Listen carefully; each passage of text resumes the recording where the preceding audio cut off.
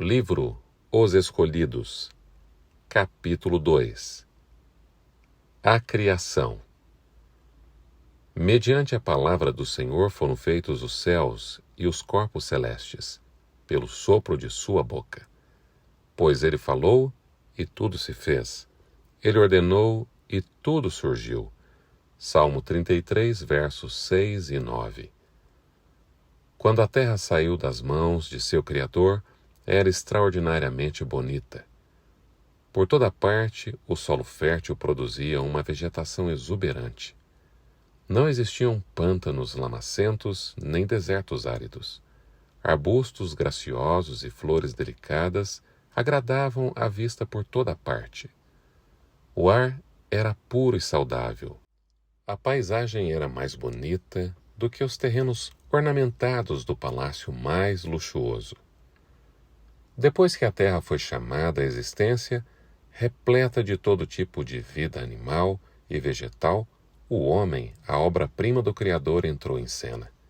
Então disse Deus: façamos o homem à nossa imagem, conforme a nossa semelhança, domine ele sobre toda a terra. Criou Deus o homem à sua imagem, a imagem de Deus o criou, homem e mulher os criou. Gênesis capítulo 1, versos 26 e 27. De uma forma bem clara está estabelecida a origem da raça humana. Deus nos criou à sua imagem. Não há razão para supor que evoluímos por meio de lentos graus de desenvolvimento, a partir das formas inferiores da vida animal ou vegetal. A palavra inspirada descreve a origem da nossa raça, não como estando relacionada ao desenvolvimento de uma linhagem de germes, moluscos e quadrúpedes, mas ao grande Criador. Embora tendo sido formado do pó, Adão era filho de Deus. Lucas 3, verso 38. Os seres criados de ordem inferior não podem compreender o conceito de Deus. No entanto, foram feitos com a capacidade de amar e servir ao homem. Tu o fizeste dominar sobre as obras das tuas mãos, sob os seus pés tudo puseste, e até os animais selvagens, as aves dos céus. Salmos 8, versos 6 a 8. Somente Cristo é a expressão exata, Hebreus 1:3, do Pai. Mas Adão e Eva foram formados à semelhança de Deus. Sua natureza estava em harmonia com a vontade de Deus, sua mente era capaz de compreender os propósitos divinos. Suas afeições eram puras, o apetite e as paixões estavam sob o domínio da razão. Eles eram santos e felizes por terem em si a imagem de Deus e obedecerem à sua vontade perfeitamente. Quando nossos primeiros pais saíram das mãos do Criador, a face deles irradiava a luz da vida e da alegria.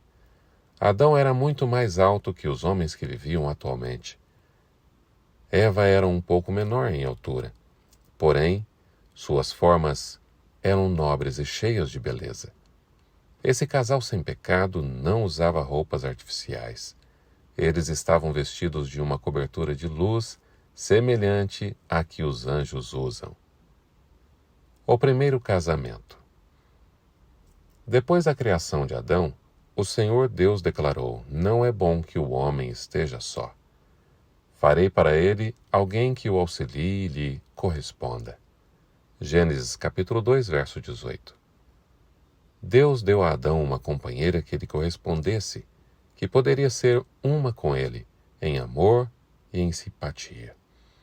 Eva foi criada de uma costela tirada do lado de Adão.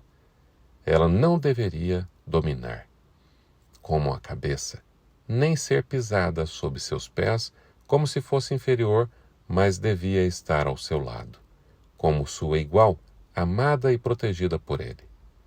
Ela era o seu segundo eu, mostrando isso a união íntima que deveria existir nesse relacionamento. Além do mais, ninguém jamais odiou seu próprio corpo, antes o alimenta e dele cuida, Efésios 5, verso 29. Por essa razão o homem deixará o pai e mãe e se unirá à sua mulher, e eles se tornarão uma só carne. Gênesis 2, verso 24. O casamento deve ser honrado por todos, Hebreus 13, verso 4. É uma das duas instituições que, depois da queda, Adão trouxe consigo para além dos portais do paraíso. Quando os princípios divinos são reconhecidos e obedecidos, o casamento se torna uma bênção, preserva a pureza e felicidade do gênero humano e eleva a natureza física, intelectual e moral. Ora, o Senhor Deus tinha plantado um jardim no Éden para os lados do leste e ali colocou o homem que formara. Gênesis 2, versículo 8. Nesse jardim havia árvores de toda espécie, muitas delas carregadas de frutos deliciosos. Lindas videiras cresciam eretas, com seus ramos pendendo sob o peso de frutos saborosos. O trabalho de Adão e Eva era moldar os ramos da videira, formando caramanchões para fazerem assim, com árvores vivas, um lar para eles morarem sob as árvores cobertas de folhas e frutos. No meio do jardim estava a árvore da vida, superando em beleza a todas as outras árvores. Seu fruto tinha a propriedade de manter a vida para sempre. Assim foram concluídos os céus e a terra e tudo o que neles há. Gênesis 2, verso 1. E Deus viu que tudo que havia feito, tudo havia ficado muito bom. Gênesis 1, verso 31. Nenhuma mancha de pecado ou sombra da morte desfigurava a bela criação. As estrelas matutinas juntas cantavam e todos os anjos se regozijavam. Jó 38, verso 7. A bênção do sábado. Em 6 dias, a grande obra da criação foi finalizada. Deus, nesse dia, descansou. Abençoou Deus o 7º dia e o santificou, porque nele descansou de toda a obra que realizara na criação. Gênesis 2, versos 2 e 3. Tudo era perfeito, digno de seu divino autor. E ele descansou não como alguém que estivesse cansado, mas satisfeito com o trabalho realizado, fruto de sua sabedoria e bondade. Depois de repousar no 7º dia, Deus o separou como um dia de descanso. Seguindo o exemplo do Criador, os seres humanos deveriam repousar nesse dia santo, não só para que pudessem refletir sobre a obra da criação de Deus, mas para que seu coração se enchesse de amor e reverência para com o Criador. O sábado foi dado para toda a família humana. Ao observá-lo, as pessoas demonstrariam, cheias de gratidão, seu reconhecimento a Deus como seu Criador e legítimo soberano, que eles eram obra das suas mãos e sujeitas à sua autoridade. Deus viu que o sábado era muito importante para os seres humanos, mesmo no paraíso.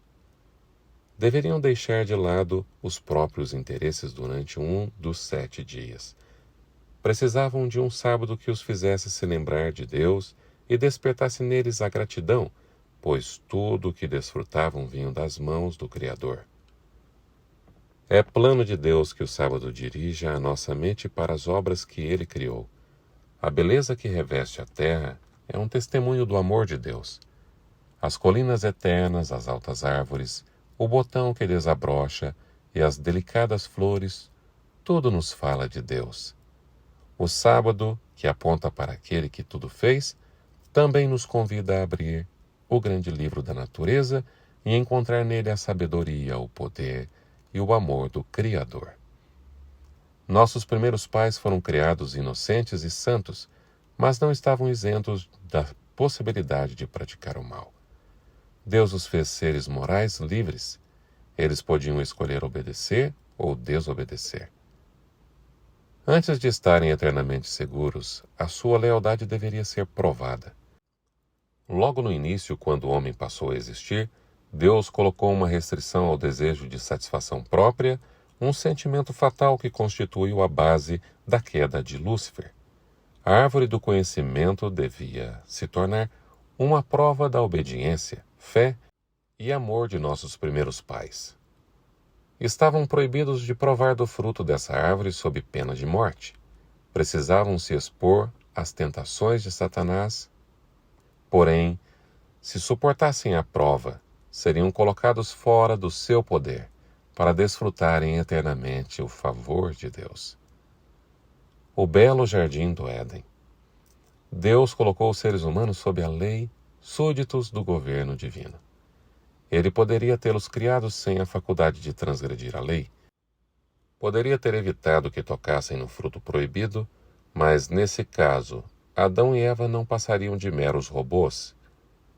Se eles não tivessem liberdade de escolha, sua obediência seria forçada. Isso seria contrário ao plano de Deus. Seria indigno dos seres humanos por ele criados e teria reafirmado a acusação feita por Satanás de que o governo de Deus não era justo. Deus fez os nossos primeiros pais pessoas corretas, sem nenhuma tendência para o mal. Apresentou a eles as mais fortes motivações possíveis para que se mantivessem fiéis. A obediência era a condição para a felicidade eterna e o acesso à árvore da vida. O lar de nossos primeiros pais deveria ser um modelo para outros lares quando seus filhos saíssem para ocupar a terra. Hoje, as pessoas se orgulham dos edifícios magnificentes e casas riquíssimas que constroem, gloriando-se nas obras das próprias mãos, mas Deus colocou Adão em um jardim. Esta era uma lição para todos os tempos. A verdadeira felicidade não é encontrada na satisfação do orgulho e do luxo, mas na comunhão com Deus por meio das obras que Ele criou. O orgulho e a ambição nunca serão satisfeitos, porém as pessoas verdadeiramente sábias encontrarão prazer real nas fontes de alegria que Deus colocou ao alcance de todos.